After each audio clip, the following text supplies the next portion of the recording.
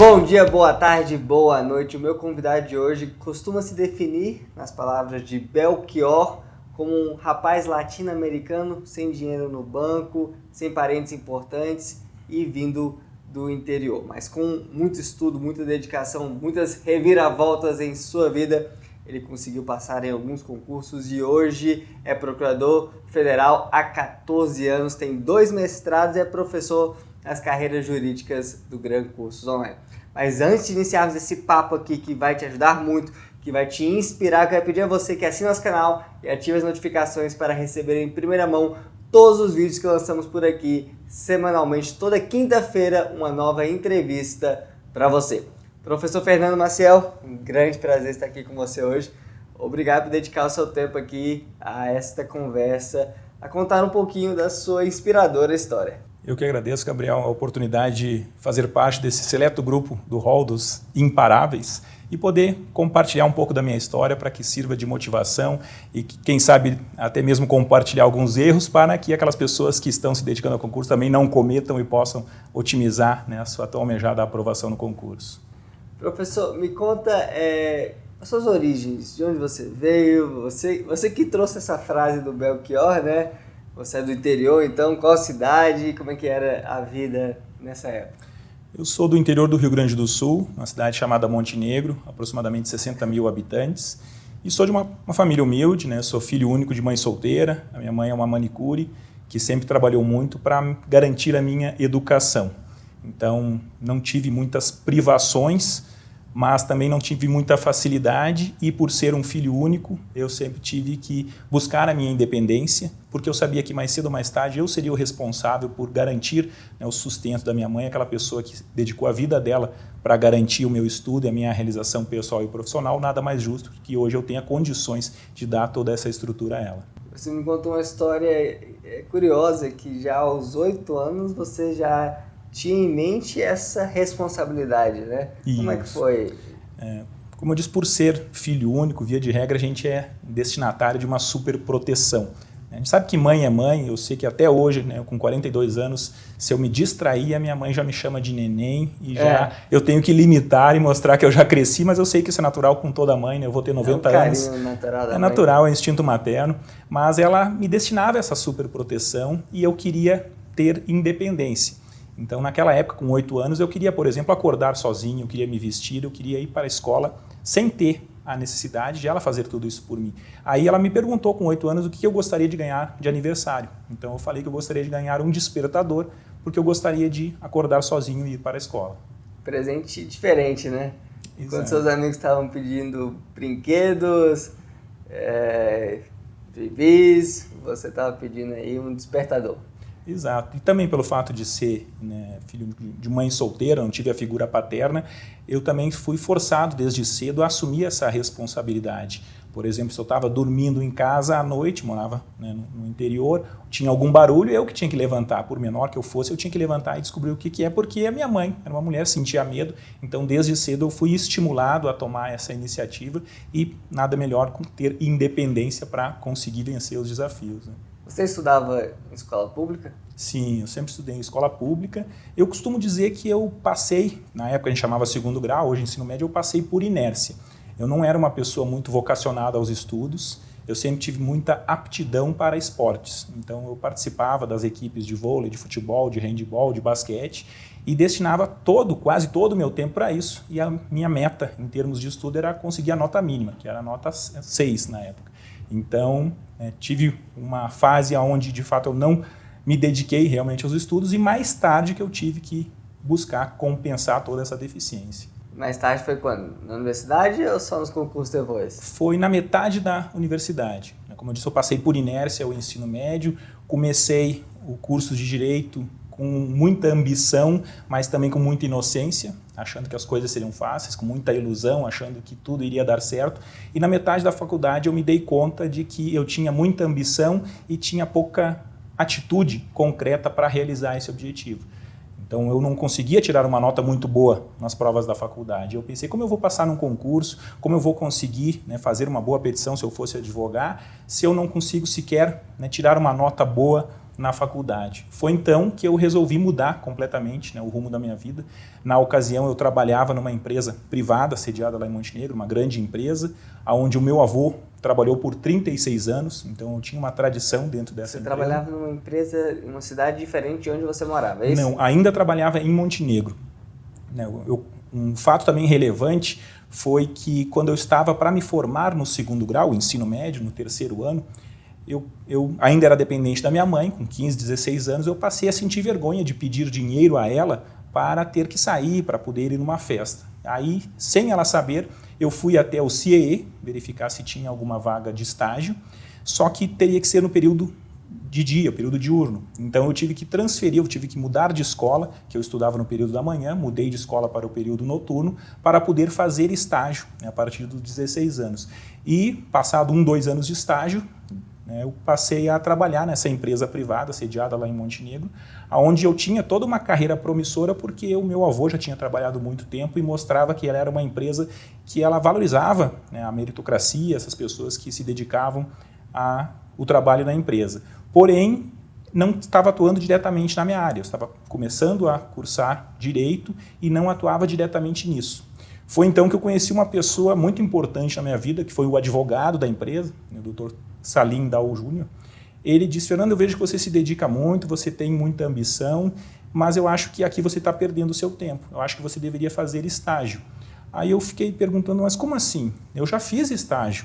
Hoje eu tenho carteira assinada, eu tenho plano de saúde, né, eu tenho uma carreira promissora aqui nessa empresa, por que eu deveria fazer estágio? Ele disse: porque a vida não é um jogo de damas, onde a gente só joga para frente, é um jogo de xadrez, onde às vezes nós temos que dar um passo atrás para mais tarde evoluir muito mais. Então, seguindo essa orientação dele, eu pedi demissão da empresa e fui fazer estágio no Ministério Público Federal, na Procuradoria da República em Porto Alegre. E aí que eu tive que mudar de cidade, porque eu morava em Montenegro, que ficava distante aproximadamente 70 quilômetros de Porto Alegre. Então eu tinha que acordar todo dia de manhã, bem cedo, 6 horas da manhã, pegar um ônibus de aproximadamente 1 hora e ir até Porto Alegre fazer esse estágio no Ministério Público Federal. O problema é que a bolsa estágio era metade ou 1/3 da minha remuneração da empresa. Então o que eu ganhava no estágio mal pagava a minha passagem, quanto mais consegui, por exemplo, pagar a faculdade. Aí eu tive necessidade de conseguir um segundo estágio. E teve uma seleção no Tribunal Regional Federal da 4ª Região, e eu passei a trabalhar na vice-presidência do TRF4. Então eu fazia 2 estágios, acordava de manhã, ia para Porto Alegre, trabalhar no Ministério Público Federal no período da manhã, e no intervalo do meio-dia eu ia para o TRF4 fazer esse segundo estágio. Então você fazia a universidade e fazia 2 estágios em uma cidade diferente da sua. Isso, para piorar a minha situação, a minha universidade era em outra cidade. Eu morava em Montenegro, trabalhava em Porto Alegre e estudava em São Leopoldo. Então, basicamente, eu tinha que pegar 5 ônibus e um trem todo dia para poder fazer esse deslocamento. Quanto tempo você passava por dia dentro de transporte público? Aproximadamente de 4 a 5 horas por dia dentro de um transporte público. É muito tempo. Então, foi aí que eu identifiquei a necessidade de aproveitar melhor esse tempo. Como eu não era o motorista do ônibus, eu ficava 1 hora parado tendo condições de ler. Então eu aproveitava muito para levar os livros, levar os códigos. Quando muitas vezes eram livros pesados, eu tirava cópia do material que eu queria estudar nesse dia. Usava todo o tempo útil disponível para aprender alguma coisa, né? Exato. E foi aí que eu comecei, nessa fase, digamos assim, de estrutura mais difícil, que eu comecei a ter minhas melhores notas.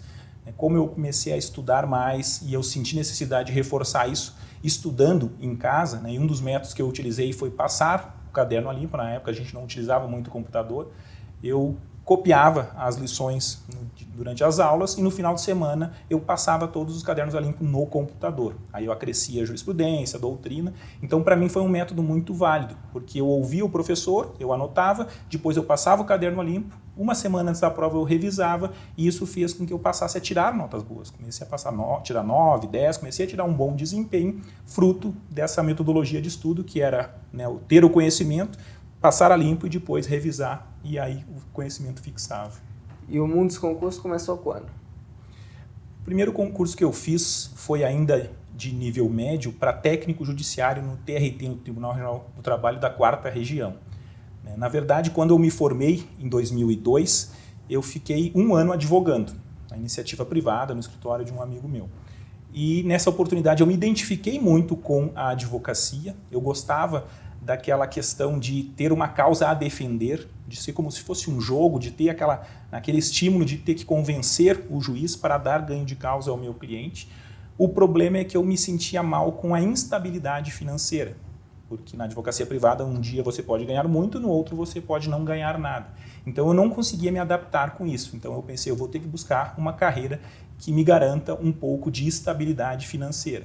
Aí eu comecei a me dedicar para concurso. Então o primeiro que eu fiz foi esse de técnico judiciário, no TRT4, e apesar de ter passado nesse concurso eu não assumi porque logo em seguida eu fiz um outro aí de nível superior, de assessor do Ministério Público no Rio Grande do Sul, que equivaleria hoje a um analista de tribunal, e logo em seguida, como eu passei nesse concurso de analista, eu não tomei posse, eu abri mão do cargo de técnico. Isso foi no ano de 2003. E aí que eu me deparei naquela situação, alcancei um objetivo intermediário, já tinha uma remuneração muito boa, eu pensei, vou parar de estudar, porque já alcancei um objetivo razoável, ou vou continuar me dedicando a buscar um objetivo maior. E aí veio o concurso depois da AGU, ou não?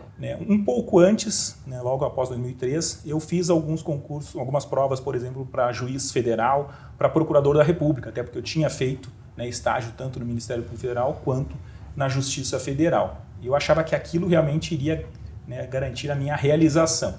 O que eu senti? Eu tinha, desde o início da faculdade, alguma dificuldade, alguma resistência ao direito penal. E eu comecei a realizar esses concursos de juiz federal e procurador da República, eu conseguia ir bem naquelas disciplinas civil, constitucional, tributário, administrativo, mas quando envolvia o direito penal, eu tinha alguma dificuldade. Então aí já foi um sinal de que a minha realização não se daria na carreira, por exemplo, de juiz federal ou então procurador da República, que demandam um conhecimento, uma atuação muito forte no direito penal. Então aqui eu tive que me adaptar. Eu comecei a ver que às vezes eu passava muito bem na primeira fase, chegava na segunda fase eu rodava na peça penal ou então na sentença criminal. Então eu senti que isso não iria garantir a minha realização, porque eu estava tendo muita dificuldade de superar e obter essa aprovação. Foi um trabalho de autoconhecimento. Você viu que aquela matéria estava puxando muito seu resultado para baixo, que ia talvez inviabilizar o sonho nessa carreira específica, ou ao menos ia fazer esse sonho demorar muito mais tempo. E aí você viu que a AGU não cobra com profundidade a matéria penal, né? Exatamente. Eu acho que é até uma dica que a gente pode passar para aqueles concurseiros. Muitas vezes eu pergunto para alunos aí início de curso, o que você quer ser após a formatura? Qual o cargo que você vai buscar? Qual a profissão que você vai desenvolver? Muitos dizem, eu não sei. Eu disse, isso é normal. Você no início ou no meio do curso não saber o que você quer, mas você tem que saber o que você não quer. Por exemplo, eu sabia que eu não gostava de direito de família, então eu não fiz nenhum concurso para juiz estadual ou para promotor. Eu sabia que eu gostava mais da matéria federal, por ter estagiado em 2 órgãos. Então, eu passei, pelo menos, a descartar qualquer concurso na esfera estadual. E aí, sobrou, aí, no caso, o juiz federal, procurador da República e também na Advocacia Geral da União. Aí, o meu segundo passo foi ver que eu não conseguia compatibilizar bem esse estudo do direito penal. Eu tinha uma aversão, realmente, a possibilidade de ter que trabalhar com essa matéria. Eu me adaptei e, coincidentemente, surgiu, em 2005, na verdade, um concurso de procurador federal que tinha um conteúdo programático bem pequeno de direito penal. Então, como eu já dominava as outras matérias, eu consegui direcionar o meu estudo para aquilo que era mais cobrado e consegui a aprovação. Como é que está a vida hoje como procurador federal? Você gosta da rotina? Como é que é o trabalho? Hoje eu estou bem realizado porque eu atuo na matéria que eu gosto, que é direito previdenciário, inclusive que eu leciono aqui no Gran Cursos. Atualmente eu estou cedido ao Ministério da Economia, eu sou vice-presidente do Conselho de Recursos da Previdência Social, então eu consigo trabalhar com aquilo que eu gosto, eu consigo fazer aquilo que realmente eu sempre gostava desde a época de faculdade, trabalhar com direito social, tanto que os meus 2 mestrados, um mestrado profissional em prevenção de acidente do trabalho, um outro mestrado acadêmico em direito das relações sociais, sempre são voltados para essa área. Então, já pelos 14 anos de carreira, já alcancei o ápice da carreira, já sou de categoria especial, então estou muito realizado e complemento essa felicidade com a oportunidade de dar aula para outras pessoas que estão trilhando esse caminho. Como é que começou esse projeto de dar aulas? eu passei a sentir uma necessidade de me atualizar. Então, logo após a formatura, eu fiz uma especialização ainda no Rio Grande do Sul, uma especialização em Direito de Estado, já projetava fazer um mestrado e doutorado e surgiu algumas oportunidades de dar uma palestra e de começar a dar aula. E eu notei que para eu dar aula, primeiro eu preciso aprender, eu preciso consolidar o conhecimento para depois transmitir. Então eu vejo uma grande oportunidade de manter constantemente atualizado. Esse foi o primeiro ganho que eu percebi ao buscar a docência, a dar aula. E o segundo foi que eu passei a auxiliar pessoas a alcançarem os seus sonhos, a realizarem os seus objetivos. E eu comecei a olhar para trás, para o meu passado, eu vi que muitos professores me inspiraram. Muitas pessoas me deram um incentivo, principalmente naquelas horas que eu estava um pouco incrédulo que eu iria alcançar os meus objetivos finais. Então eu achei que a docência é uma forma também de mudar vidas, de fazer com que as pessoas adquiram o conhecimento necessário para serem felizes, independente da carreira que vão seguir na sua vida. Professor Fernando, parabéns pela história. Acho que é um exemplo que demonstra para todo mundo que é possível chegar lá com dedicação, com esforço, com disciplina, E também que não é tarde para recomeçar. Então, você não foi, como você mesmo disse, o melhor dos alunos no ensino médio e uma boa parte da faculdade.